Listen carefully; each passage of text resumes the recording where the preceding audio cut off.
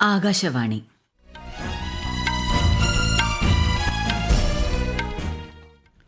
നമസ്കാരം.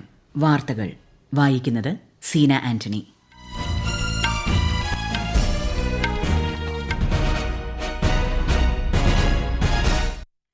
പ്രധാന വാർത്തകൾ. വികസിത് ഭാരത് സങ്കൽപ് യാത്രയുടെ ഗുണഭോക്താക്കളുമായി പ്രധാനമന്ത്രി നരേന്ദ്രമോദി വീഡിയോ കോൺഫറൻസിംഗിലൂടെ സംവദിക്കുന്നു.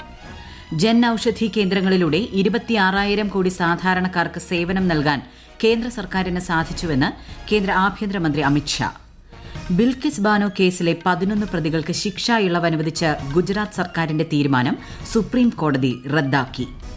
ബംഗ്ലാദേശ് പ്രധാനമന്ത്രി ഷെയ്ഖ് ഹസീന 5ാം തവണയും ഉജ്ജ്വല വിജയം നേടി അധികാരത്തിലേക്ക്.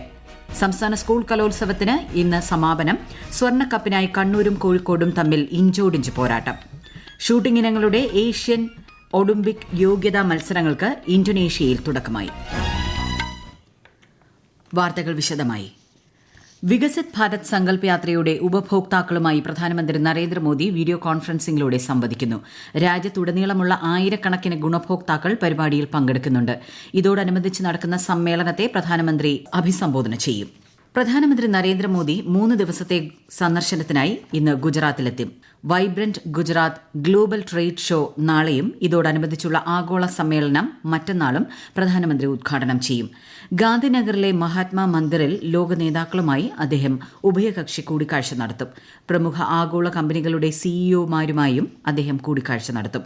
തുടർന്ന് ഗ്ലോബൽ ഫിൻടെക് ലീഡർഷിപ്പ് ഫോറത്തിൽ വ്യവസായ പ്രമുഖരുമായി സംവദിക്കും. ജൻ ഔഷധി കേന്ദ്രങ്ങളിലൂടെ 26,000 കോടി സാധാരണക്കാർക്ക് സേവനം നൽകാൻ കേന്ദ്ര സർക്കാരിന് സാധിച്ചുവെന്ന് കേന്ദ്ര ആഭ്യന്തരമന്ത്രി അമിത്ഷാ.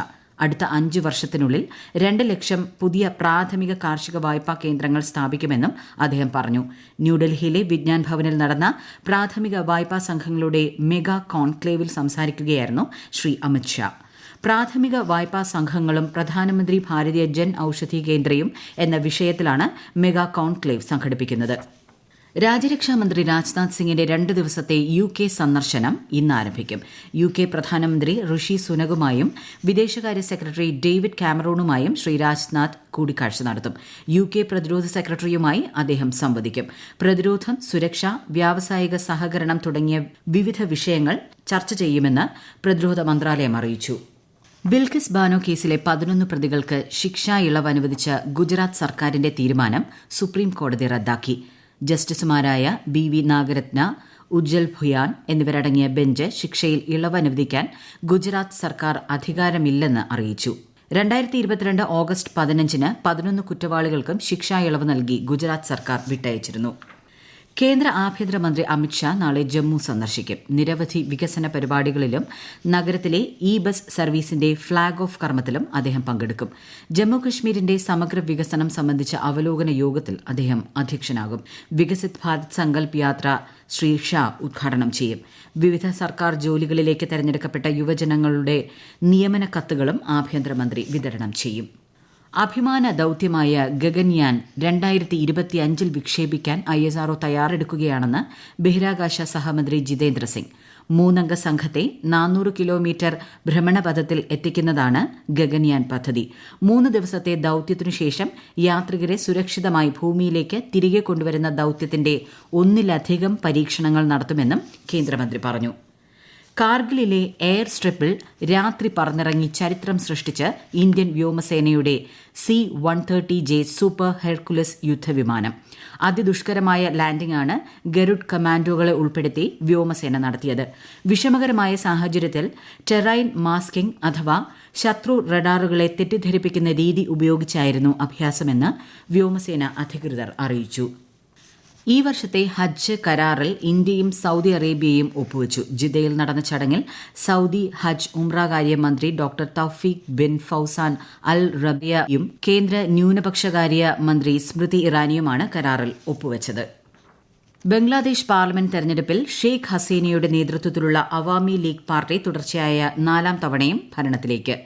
ആകെ വോട്ടെടുപ്പ് നടന്ന 299 മണ്ഡലങ്ങളിൽ 224-ൽ ഫലമറിവായപ്പോൾ അവാമി ലീഗ് 167 സീറ്റും പ്രതിപക്ഷ പാർട്ടിയായ ജാതീയ പാർട്ടി 10 സീറ്റും സ്വതന്ത്രൻ 49 സീറ്റും നേടി. വിശദാംശങ്ങൾ. നിലവിൽ ബംഗ്ലാദേശ് പ്രധാനമന്ത്രിയായ ഷെയ്ഖ് ഹസീന 5ാം തവണയാണ് ഉജ്ജ്വലമായ വിജയം നേടി അധികാരത്തിൽ വരുന്നത്. ഗോപാൽഗഞ്ച് 3 മണ്ഡലത്തിൽ നിന്ന് വൻ ഭൂരിപക്ഷത്തിലാണ് ഷെയ്ഖ് ഹസീന വിജയിച്ചത്. ശേഷിക്കുന്ന സീറ്റുകളിലേക്കുള്ള വോട്ടെണ്ണൽ പുരോഗമിക്കുകയാണ്. ഉച്ചയോടെ ഫലമറിയാനാകും. തെരഞ്ഞെടുപ്പ് ഫലപ്രഖ്യാപനത്തിന് ശേഷം വിജയാഘോഷങ്ങൾ ഒഴിവാക്കാനും നിർദ്ദേശം നൽകിയിട്ടുണ്ട്. ചുരുക്കം ചിലയിടങ്ങളിലെ അക്രമ സംഭവങ്ങൾ ഒഴിച്ചാൽ തിരഞ്ഞെടുപ്പ് പൊതുവെ സമാധാനപരമായിരുന്നു. 300-ൽ 299 മണ്ഡലങ്ങളിലാണ് ഇന്നലെ വോട്ടെടുപ്പ് നടന്നത്. ഏകദേശം 40% പോളിംഗ് രേഖപ്പെടുത്തി. News desk, Akashvani. മാൽദീവ് സർക്കാർ 3 മന്ത്രിമാരെ സസ്പെൻഡ് ചെയ്തു. പ്രധാനമന്ത്രി നരേന്ദ്രമോദിക്കെതിരായ അപകീർത്തികരമായ പരാമർശത്തിലാണ് നടപടി. വിദേശ നേതാക്കൾക്കും ഉന്നത വ്യക്തികൾക്കുമെതിരെ സമൂഹ മാധ്യമങ്ങളിൽ അപകീർത്തികരമായ പരാമർശങ്ങൾ ശ്രദ്ധയിൽപ്പെട്ടതായി മാൽദീവ്സ് വിദേശകാര്യ മന്ത്രാലയം പ്രസ്താവനയിൽ പറഞ്ഞു. അഭിപ്രായങ്ങൾ വ്യക്തിപരമാണെന്നും അത് മാൽദീവ്സ് സർക്കാരിന്റെ വീക്ഷണമല്ലെന്നും പ്രസ്താവനയിൽ വ്യക്തമാക്കി. ഈ വാർത്തകൾ ആകാശവാണിയിൽ നിന്ന്. കേന്ദ്ര സർക്കാരിന്റെ വികസനക്ഷേമ പദ്ധതികൾ ജനങ്ങളിൽ എത്തിക്കുന്നതിനായി സംഘടിപ്പിക്കുന്ന വികസിത് ഭാരത് സങ്കൽപ് യാത്ര കേരളത്തിൽ വിവിധ ജില്ലകളിൽ പര്യടനം തുടരുന്നു. തിരുവനന്തപുരം ജില്ലയിലെ ഗ്രാമീണ മേഖലകളിൽ അഞ്ചുതെങ്ങ്, കടയ്ക്കാവൂർ എന്നീ പഞ്ചായത്തുകളിലും നഗരപ്രദേശങ്ങളിൽ കുറവൻകോണം, ശാസ്തമംഗലം എന്നിവിടങ്ങളിലുമാണ് ഇന്ന് പര്യടനം. കോട്ടയം ജില്ലയിൽ തലയാഴത്തും വെച്ചൂരിലും യാത്ര എത്തിച്ചേരും. എറണാകുളത്ത് രാവിലെ വാഴക്കുളം സൌത്തിലെത്തിയ പര്യടനം ഉച്ചകഴിഞ്ഞ് ശ്രീമൂലനഗരം പഞ്ചായത്തിൽ പുരോഗമിക്കും. കോഴിക്കോട് ജില്ലയിലെ കൊയിലാണ്ടി നഗരസഭയിലും കണ്ണൂരിൽ കണ്ണൂർ കോർപ്പറേഷനിലും വികസിത് ഭാരത് സങ്കൽപ് യാത്രയെത്തി. കണ്ണൂരിലെ നഗരപ്രദേശങ്ങളിലെ വികസിത് ഭാരത് സങ്കൽപ് യാത്ര ഇന്ന് അവസാനിക്കും.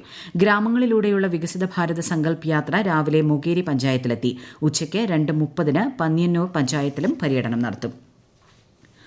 62ാമത് സംസ്ഥാന സ്കൂൾ കലോത്സവം അവസാന ഘട്ടത്തിലേക്ക് അടുക്കുന്നു.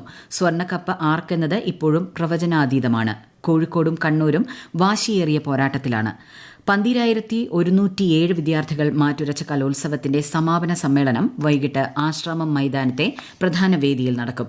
പ്രതിപക്ഷ നേതാവ് വി ഡി സതീശൻ സമ്മേളനം ഉദ്ഘാടനം ചെയ്യും. ചലച്ചിത്ര താരം മമ്മൂട്ടി മുഖ്യാതിഥിയാകും. കേരളത്തിൽ അടുത്ത 5 ദിവസത്തേക്ക് ഒറ്റപ്പെട്ട സ്ഥലങ്ങളിൽ ഇടിമിന്നലോടുകൂടിയ ശക്തമായ മഴയ്ക്ക് സാധ്യതയെന്ന് കേന്ദ്ര കാലാവസ്ഥാ വകുപ്പ് അറിയിക്കുന്നു. ഇന്ന് ഇടുക്കി, മലപ്പുറം ജില്ലകളിൽ മഞ്ഞ അലർട്ട് പ്രഖ്യാപിച്ചു. കേരള തീരത്തും വടക്കൻ തമിഴ്നാട് തീരത്തും കടലാക്രമണത്തിന് സാധ്യതയുണ്ടെന്നും ദേശീയ സമുദ്രസ്ഥിതി പഠന ഗവേഷണ കേന്ദ്രം അറിയിച്ചു. തമിഴ്നാട്ടിൽ അടുത്ത 4 ദിവസം ശക്തമായ മഴയ്ക്ക് സാധ്യതയുണ്ടെന്ന് കേന്ദ്ര കാലാവസ്ഥാ നിരീക്ഷണ കേന്ദ്രം അറിയിച്ചു. വില്ലുപുരം, ചെങ്കൽപ്പട്ട്, കാഞ്ചീപുരം ജില്ലകളിലെ ഒറ്റപ്പെട്ട സ്ഥലങ്ങളിൽ അതിശക്തമായ മഴയ്ക്കും ചെന്നൈ, തിരുവള്ളൂർ, തൂത്തുക്കുടി, കന്യാകുമാരി ഉൾപ്പെടെ 14 ജില്ലകളിൽ ശക്തമായ മഴയ്ക്കും സാധ്യതയുണ്ട്. ഈ മാസം 11 വരെ മീൻപിടുത്തക്കാർ കടലിൽ പോകരുതെന്ന് നിർദ്ദേശമുണ്ട്. പുതുച്ചേരിയിലും ശക്തമായ മഴ മുന്നറിയിപ്പ് നൽകിയിട്ടുണ്ട്. ശക്തമായ മൂടൽമഞ്ഞിനെ തുടർന്ന് ഡൽഹിയിലേക്കുള്ള 20 ട്രെയിനുകൾ വൈകി ഓടുന്നതായി റെയിൽവേ അറിയിച്ചു. കഴിഞ്ഞ ദിവസം കേന്ദ്ര കാലാവസ്ഥാ വകുപ്പ് മൂടൽമഞ്ഞിനെ തുടർന്ന് ഡൽഹിയിൽ ഓറഞ്ച് അലർട്ട് പ്രഖ്യാപിച്ച സാഹചര്യത്തിലാണ് റെയിൽവേയുടെ അറിയിപ്പ്. അടുത്ത 4 ദിവസങ്ങളിൽ രാജ്യത്തിന്റെ വടക്കൻ ഭാഗങ്ങളിൽ മൂടൽമഞ്ഞിനും അതിശൈത്യത്തിനും സാധ്യതയുണ്ടെന്നും കേന്ദ്ര കാലാവസ്ഥാ വകുപ്പ് അറിയിച്ചു.